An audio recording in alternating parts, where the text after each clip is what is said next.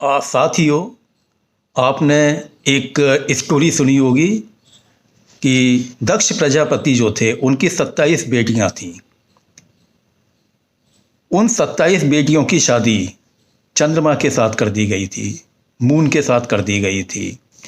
तो मून जो था वो अपना रोहिणी नाम की जो पत्नी जो थी उसको ज़्यादा पसंद करता था, उसे ज़्यादा लाइक करता था, बाकी पत्नियों के ऊपर उतना ध्यान नहीं देता था।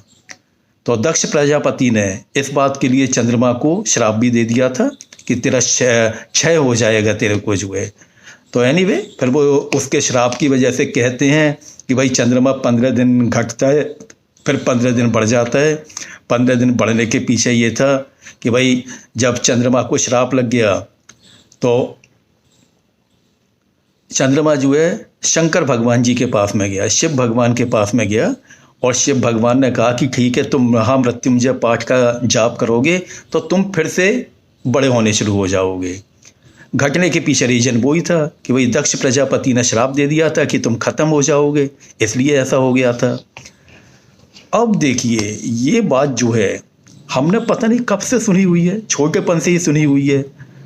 इसके पीछे क्या वैज्ञानिक आधार है, ये आपको सुन के वास्तव में बड़ा ताज्जुब होगा कि इस बात के लिए भी एक वैज्ञानिक आधार है, इस बात का भी जो है। ठीक है, वीडियो को शुरू करने से पहले मेरी आपसे रिक्वेस्ट है कि कृपया आप मेरे इस चैनल को सब्सक्राइब करें, जिससे कि मैं आपको सनातन धर्म की मान्यताओं का वैज्ञानिक आधार तथा हमने जो कहानियाँ सुनी हुई थी अपनी मदर से या दादी माँ से सुनी होंगी, उनके क्या वैज्ञानिक आधार थे। तो ये इस वाली बात के लिए कि भाई चंद्रमा जो है रोहिणी को ज़्यादा पसंद करता था, ज़्यादा लाइक करता था, उसके पीछे क्या वैज्ञानिक आधार है, ये अब आपको मैं बताता हूँ। मैं देखिए, ये जितने भी आपके नक्षत्र जिनको कहते हैं, बेसिकली ये आकाश के अंदर तारों के समूह हैं। जैसे अश्विनी, भरणी, कृतिका, रोहिणी, इस तरह से नक्षत्र हैं। तो अश्विनी नक्षत्र बेसिकली 5-6 तारों का एक ग्रुप है, भरणी भी इसी तरह से ग्रुप है, रोहिणी भी इसी तरह से एक ग्रुप है। तो ये तो हो गई चंद्रमा के मार्ग पर जो आने वाली जो हैं, चंद्रमा के मार्ग पे जो कॉन्स्टेलेशन, जो तारा समूह जो आते हैं, उनको हम नक्षत्र कहते हैं। और दूसरा, जो धरती अर्थ जो है सूर्य के चारों तरफ चक्कर काटती है, तो उसके लिए भी हमने राशियां बना दी। मेष, वृष, वृषभ, मिथुन वगैरह जो है, इस तरह से हमने राशियां बना दी हैं। बेसिकली ये राशियां भी जो है ना, ये भी कॉन्स्टेलेशन है, ये भी एक तारों के समूह हैं। तो ये रोहिणी नक्षत्र जो है, ये बेसिकली आकाश के अंदर एक कॉन्स्टेलेशन है, तारा समूह है। सभी नक्षत्र इसी तरह से किए हुए हैं। अब उसमें जो सबसे चमकता हुआ तारा होता है, उसके नाम पर नक्षत्रों के नाम कर दिए गए हैं।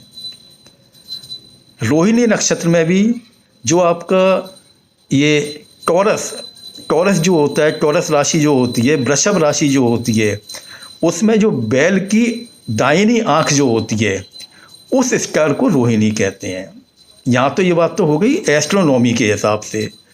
अब देखिए होता क्या है, चंद्रमा अपने रास्ते में घूम रहा है, वो किसी भी नक्षत्र के मेन स्टार को छूते हुए नहीं जाता है, मेन स्टार को छूते हुए नहीं जाता है। जबकि रोहिणी नक्षत्र के साथ क्या होता है कि चंद्रमा जब अपने रास्ते पर चल रहा होता है, अपनी ऑर्बिट में चल रहा होता है, तो वो यद्यपि रोहिणी नक्षत्र से करीब करीब 5 डिग्री दूरी पर रहता है, 5 डिग्री की दूरी पर रहता है, परंतु हर 15 साल के बाद होता क्या है कि चंद्रमा जो है रोहिणी नक्षत्र के सामने से निकलता है। और रोहिणी नक्षत्र के सामने से भी जो है 1-2 बार नहीं, हर 15 साल के बाद करीब 3.5 साल जो है चंद्रमा जो है रोहिणी नक्षत्र के सामने से निकलता है, रोहिणी नक्षत्र को छूते हुए जाता है। क्या हुआ था, 20 जनवरी 2015 से लेकर के 3 सितंबर 2018 तक चंद्रमा रोहिणी नक्षत्र के सामने से 49 बार सामने से निकल करके गया था वो जो है। ये रोहिणी नक्षत्र जो है इसलिए कहते हैं कि चंद्रमा रोहिणी को ज़्यादा प्यार करता है, जबकि चंद्रमा अपने रास्ते में भरणी, कृतिका, अश्विनी, इनका जो मेन स्टार है उसको छूते हुए नहीं निकलता है, उसके सामने से नहीं निकलता है, बल्कि उससे बाईपास करके उसके बाद दाएं बाएं ऊपर नीचे होकर के निकल जाता है।